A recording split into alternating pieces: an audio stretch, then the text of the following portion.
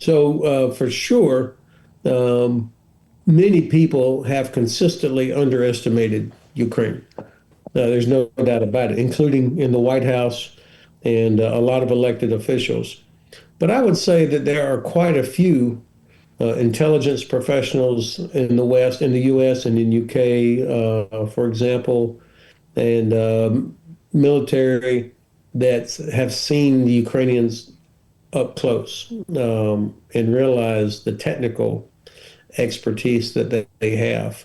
I remember the first time when we delivered, I was still in the Army, and we delivered the Q-36 radar, which is a counter fire radar to Ukrainian armed forces. I think this was like 2016, probably. And we provided a few of these. And I was astounded how that radar was more effective than I realized. When you put it in the hands of Ukrainian soldiers that are under fire from Russian artillery and Russian rockets, um, they became very, very good. And the radar was better than I realized, to be honest. So since then, I've always assumed that Ukrainians were very good technically and creatively, and it's only gotten better.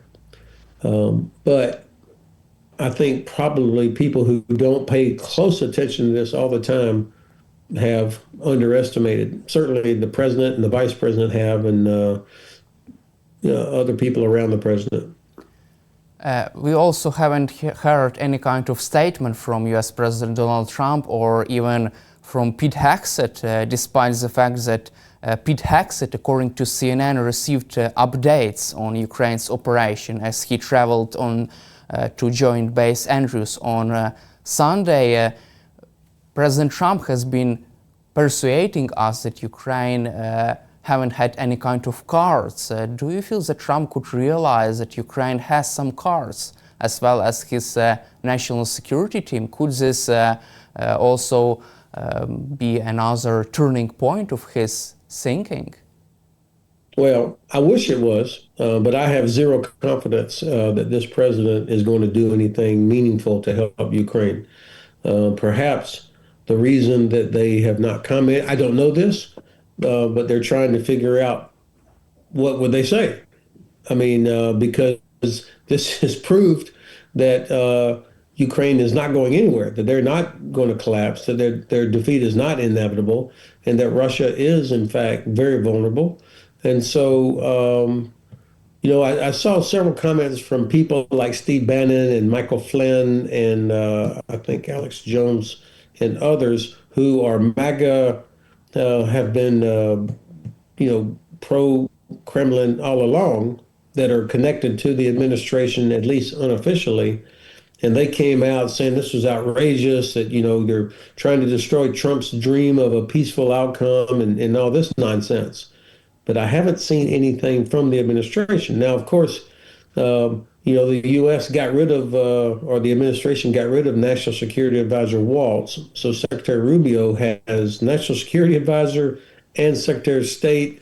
They have not filled all the positions in the administration, including in the Department of Defense. So I think that they don't have enough people in place to do what needs to be done and to do the analysis and to think about it. And they've got knuckleheads that are the spokeswoman for the Department of Defense. It's terrible. And she's absolutely a Kremlin versteher, supporter. So they probably are trying to figure out what the hell to say. And I think even some European countries also are not sure what to say because they were so surprised by this. From your perspective, should US President Trump be ashamed of his comments that Ukraine doesn't have the cards, at least after this attack on Russia? Yes, of course he should, but he has no shame. I think that the approach of the Trump administration from the beginning has been doomed to failure. They never understood the culture, the geography, the history, why Ukraine was fighting. They never could even say that Russia was the aggressor. They wanted Ukraine to give up land from the very beginning. I don't think that they actually care about Ukraine per se, and sovereignty and these kind of things. So, and then they put people that are incompetent, like Mr. Witkoff and General Kellogg, in charge of the negotiation. So, um, should they be ashamed? Of course. But the problem is that, they're on the wrong side of this conflict. It's not in the best interest of America. So, most of the Congress supports Ukraine, even the Republican members of this administration. I think because they're not motivated by moral principles, I think they don't know what to do on this. Also, according to the Wall Street Journal, Trump's administration is considering to impose sanctions against Russia. Do you have any kind of expectations that this decision would be made by Trump and his team? Well, of course they should. And he's been talking about it for months. He said 2 more weeks, 2 more weeks, 2 more, and they never do it.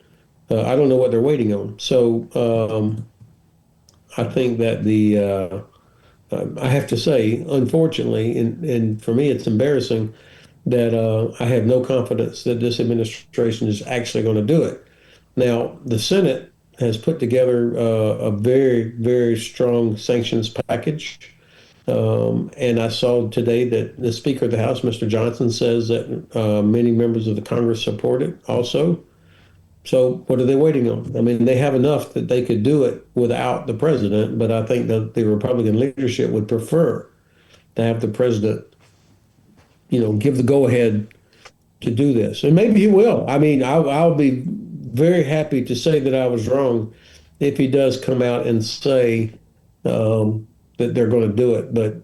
And you would think he would, because the Russians have mocked him. They've shown they have zero respect for this administration. So I don't know why he is not using all the leverage that he has. Also, Ukraine has participated in another round of negotiations with the Russian team in Istanbul. However, Russia demanded unrealistic concessions from Ukraine. According to their so-called memorandum, they demanded full withdrawal of Ukrainian troops from its own 4 regions and also other unrealistic concessions from Ukraine. Do these negotiations have any kind of sense? I have to say I'm impressed with the patience and the tolerance of the Ukrainian side to put up with this vulgar nonsense and these demands. I don't think anybody in Ukraine is surprised by the Russian approach. But I have confidence that the Ukrainian government knows how to do this, and if it's worthwhile to keep sending a team there to keep the door open or whatever, or to make sure that nobody in Europe or the United States would say that Ukraine is not interested in negotiation. But that the maximalist position the Russians came in on Monday, not a surprise. I suspect if it helps Ukraine get back any children and any wounded prisoners, maybe that's worthwhile. Let's cover also Russia's war aims. According to Bloomberg, Vladimir Putin is confident that his army will be able to break through Ukrainian defense lines and capture the whole 4 regions of Ukraine until the end of this year, according to Bloomberg's sources close to Kremlin. Do you believe in that, and what are their chances to do so? Yeah, I don't see that as a likely outcome. Of course, it's possible, and because Russia is willing to just keep feeding people into the fight, and they don't care about their own casualties, it's conceivable that they could keep trying to overwhelm Ukrainian defenders. But I don't see that happening. Assuming that Ukraine is able to continue to grow its own defense industry, and assuming that other countries continue to provide some support to Ukraine, even without the United States, then I think that it's hard to imagine a breakthrough. I mean, Russia does not have, as far as I can tell, They don't have the mobile forces, the capability that can do that. And because of the overwhelming numbers of drones that are out there, it's very difficult for anybody to move within 20 kilometers of the front line. So you'd have difficulty massing a force, even if you had it, to be able to break through and go somewhere. So it seems to me that what we're seeing now is what we're going to see for the rest of the year, unless something dramatic happens from the outside. And also, do you believe that they can cross the Nepro River? Because Putin seems to believe in that. If you want to take the city of Kherson, you have to cross this maritime obstacles at Nepro River. What is your take on that? Yeah, well, I think the Russians have shown they do not have the capability to conduct an effective river crossing. Every time they've tried, they've been crushed. So I almost hope they try again because the Ukrainians know exactly where they would come. They would be very vulnerable to any kind of drones. I mean, I just don't see it happening. Not at least not in the traditional sense. I mean, maybe there's a way to do certain things, and I'm not prepared to say that the Russians are too dumb to do it. I just don't see them having the capability to be able to do that. It's hard to imagine that.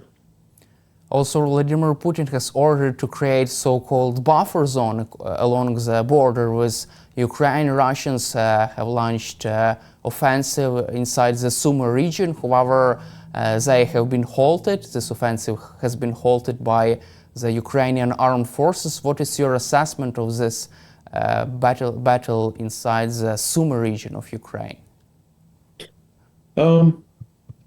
If as the lines become stabilized, then I think it just becomes, as Ukraine continues to develop more and more long-range capabilities, you start hitting Russian headquarters, you hit Russian logistics, you hit Russian artillery and rocket launchers. So this so-called buffer zone will be a shell, will be hollow if the Ukrainians are able to destroy those kinds of targets. That's how you neutralize Russia's only advantage of mass. Plus, I think that Ukrainian special forces and Ukrainian intelligence are just operating at a different level than what the Russians are able to do. I mean, they're like, different capability, innovation, and Russia from the beginning has proved to me that they cannot defend themselves. I mean, the Kursk operation last year, Ukraine crossed that border with no problem.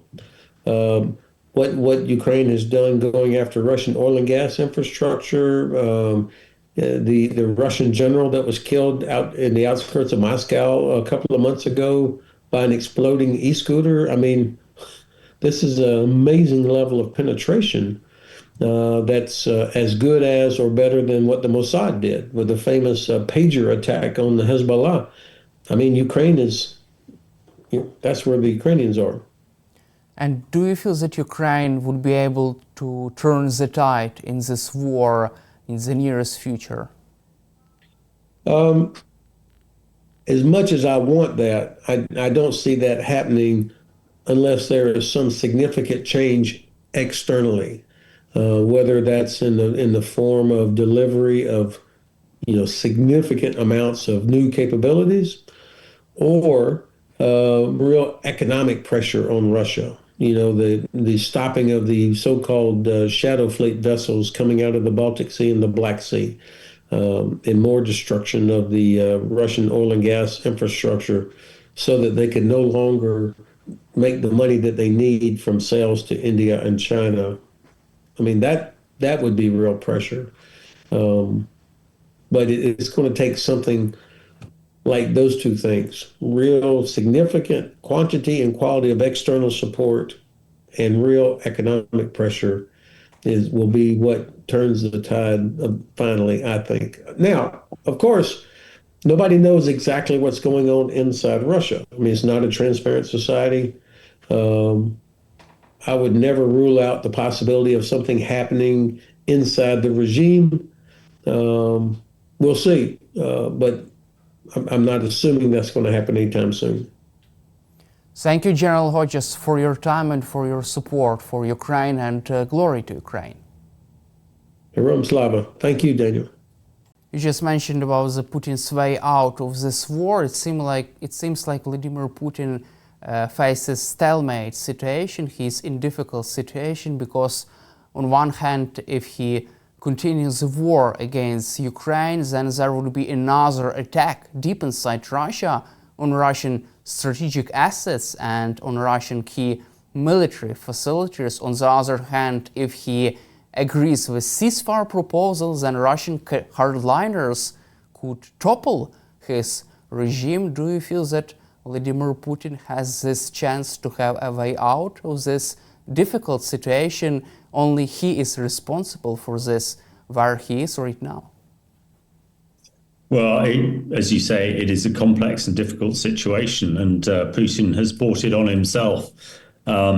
It's, for normal democratic peoples like Ukraine and Britain, it would seem straightforward. He would negotiate a ceasefire, and that would be it. However, this is Russia, and he is a dictator who no doubt has created enemies, and he has created a disaster for Russia. So he probably expects that if he goes for a ceasefire now, then many of those hardliners close to him will see him as a failure and that he's capitulated and will remove him. So we're in a really tense time at the moment, but it's key that Ukraine and its Western allies show a very committed and unified position to force the Russians to the negotiation table. And I'm sure, as far as we're concerned, if Putin